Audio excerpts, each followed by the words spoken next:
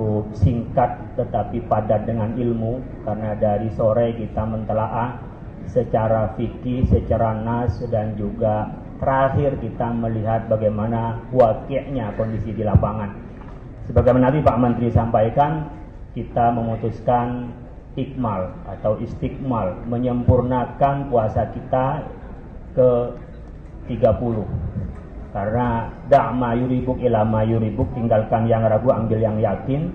Dan yang yakin adalah memastikan hitungan hisab itu tidak bisa dilihat, ghairu imkanir ru'yah, dan di lapangan benar-benar tidak bisa terlihat.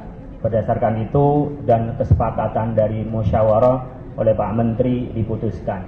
Dalam keputusan Majelis Ulama Indonesia pada tahun 2004 disebutkan bahwa yang berhak untuk mengumumkan berkenaan dengan awal Ramadan dan Lebaran adalah ulil amri. Di sini adalah Kementerian Agama. Demikian juga keputusan Nahdlatul Ulama pada Muktamar ke-20 dilarang, haram hukumnya mengikhbar keputusan awal Ramadan dan Lebaran itu selain pemerintah. Oleh karena itu kita menyebutnya hukmul hakim ilzamun wa yarfa'ul khilaf.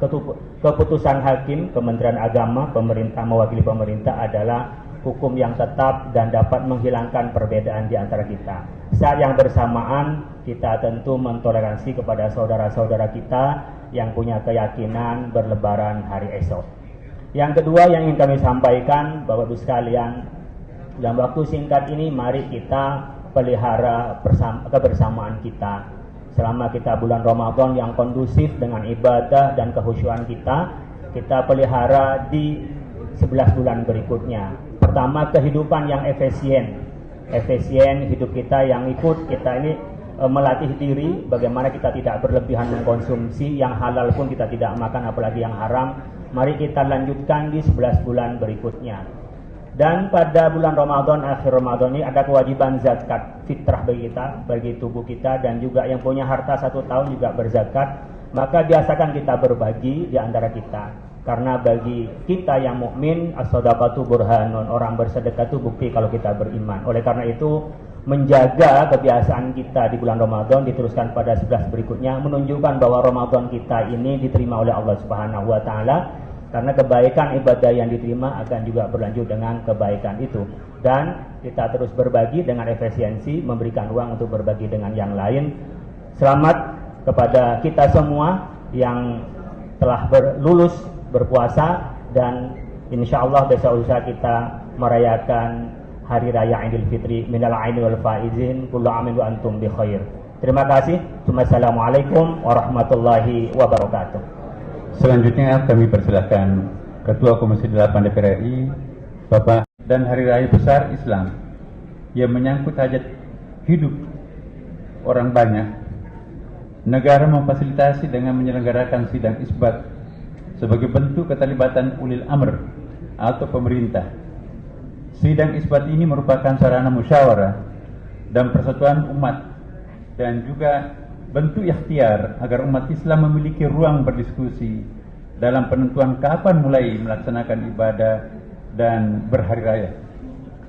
Dalam sidang isbat hari ini hadir Ketua Komisi 8 DPR RI, Ketua MUI Majelis Ulama Indonesia, para pejabat eselon 1 dan 2 Kementerian Agama, para pimpinan Ormas Islam atau yang mewakili, para ahli ilmu falak atau astronomi dari perguruan tinggi keagamaan Islam, perwakilan Badan Meteorologi, Klimatologi, Geofisika atau BMKG, Badan Riset dan Inovasi Nasional BRIN, Bosca ITB, Institut Teknologi Bandung, Badan Informasi Geospasial BIG, dan Planetarium Jakarta, serta tentunya juga para anggota tim Hisab Ru'yah Kementerian Agama. Rangkaian sidang isbat hari ini diawali dengan seminar yang disiarkan secara terbuka melalui kanal media sosial Ditjen Bimas Islam. Dalam seminar tersebut, kita telah menyimak paparan tentang prinsip dan metode penentuan awal bulan Qamariah, disertai diskusi panel bersama narasumber yang membahas hisab ru'yah dan ilmu falak dari berbagai perspektif. Dalam penetapan awal bulan Qamariah, Indonesia menggunakan kriteria visibilitas hilal MABIMS. MABIMS itu negara-negara yang ada di Asia Tenggara, Malaysia, Brunei, Indonesia, ya, Singapura, yaitu tinggi hilal 3 derajat dan sudut elongasi 6,4 derajat.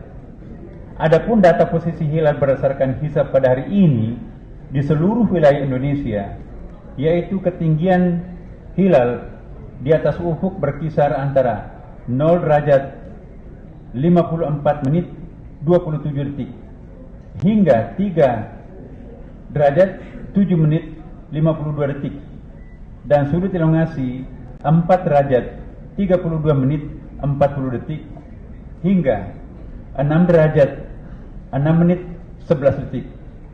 Secara hisab, data hilal pada hari ini tidak memenuhi kriteria visibilitas hilal MABIMS. Selanjutnya, Kementerian Agama menetapkan awal bulan Syawal melalui sidang isbat. Dalam sidang ini, kami bermusyawarah dengan para pakar falak, astronomi, wakil rakyat, Majelis Ulama Indonesia, serta perwakilan ormas Islam di Indonesia. Musyawarah tersebut mengacu pada hasil hisab dan ru'yah yang telah dilakukan oleh tim hisab ru'yah Kementerian Agama, serta dikonfirmasi oleh petugas yang ditempatkan setidaknya 117 titik pengamat di seluruh Indonesia, dan tim penerima laporan ru'yah di pusat telah mengkonfirmasi bahwa hilal tidak terlihat. Tadi Pak Dirjen membacakan seluruh titik-titik yang mulai dari Papua sampai Aceh. Di situ tidak ada satupun yang dinyatakan melihat hilal. Dengan demikian, berdasarkan hasil hisab serta tidak adanya laporan hilal terlihat, disepakati bahwa 1 Syawal 1447 Hijriah jatuh pada hari Sabtu 21 Maret 2026. Demikianlah hasil sidang isbat yang baru saja kita laksanakan dan sepakati bersama.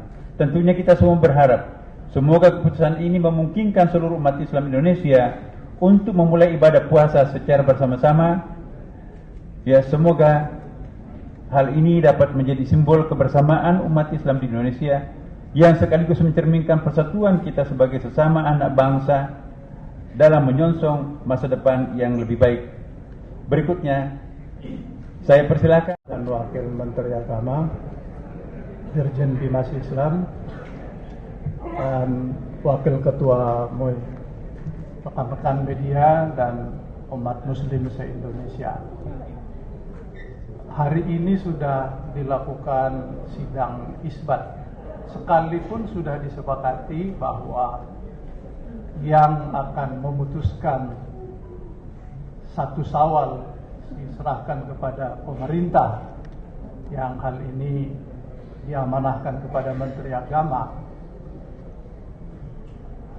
Namun demikian, Menteri Agama tetap mengajak seluruh masyarakat yang hari ini, para pakar, para ulama, dan dimulai dengan seminar. Seminarnya luar biasa, sungguh sangat ilmiah dan inovatif, dan kita lihat betul-betul memberikan informasi yang valid buat kita semua. Selain itu, tidak cukup dari seminar, masih menunggu konfirmasi dari berbagai wilayah Indonesia.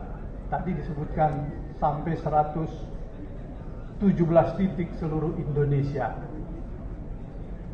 Pada saat seminar, kesimpulannya tidak memungkinkan melihat hilal, dan konfirmasi setelah menunggu seluruh wilayah Indonesia mulai dari timur sampai ke barat juga tidak mendapatkan konfirmasi dan melihat hilal. Maka karena itu diputuskan 1 Syawal jatuh pada hari Sabtu tanggal 21 Maret. Langkah ini kami mendukung dan sungguh luar biasa, sekalipun Menteri Agama diberi amanah atas kesepakatan dengan berbagai unsur-unsur, alhamdulillah, untuk menjadi kesatuan dan persatuan kita semua. Andaikan ada masyarakat memahami dan percaya memutuskan bahwa 1 Syawal di hari esok Jumat bisa ditoleransi dan ini tidak menjadi perbedaan di antara kita sebagai umat muslim, dan mari kita menjaga ukhuwah dengan baik. Saya dari Komisi 8 mengucapkan selamat Hari Raya Idul Fitri 1 Syawal 1447 Hijriah. Minail aidin wal faizin, maaf lahir batin. Wassalamualaikum warahmatullahi wabarakatuh. Terima kasih saudara-saudara sekalian yang saya hormati. Sebelum mengakhiri konferensi pers ini, kami menghimbau seluruh umat Islam Indonesia untuk senantiasa menjaga ketenangan, keamanan, ketertiban, dan kebersamaan selama masa Lebaran tahun ini. Mari kita jadikan Idul Fitri sebagai momentum untuk mempererat ukhuwah, menyambung silaturahim, dan menjaga stabilitas sosial sebagai bentuk kontribusi kita di dalam membangun Indonesia yang damai dan sejahtera. Akhirnya, sebagai Menteri Agama dan mewakili pemerintah, saya juga ingin menyampaikan selamat Hari Raya Idul Fitri 1 Syawal 1447 Hijriah. Mohon maaf lahir dan batin.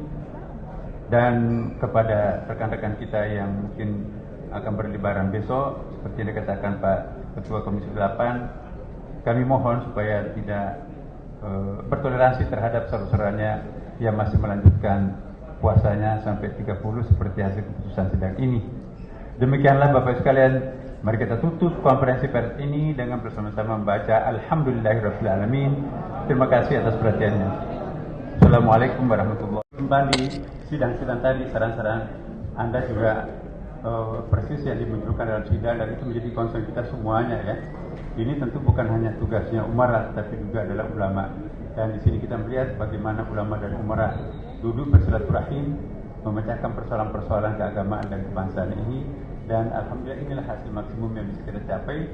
Dan kepada mereka yang berbeda dengan keputusan pemerintah atau ketetapan sidang isbat ini, ya jangan ada jarak antara kita satu sama lain.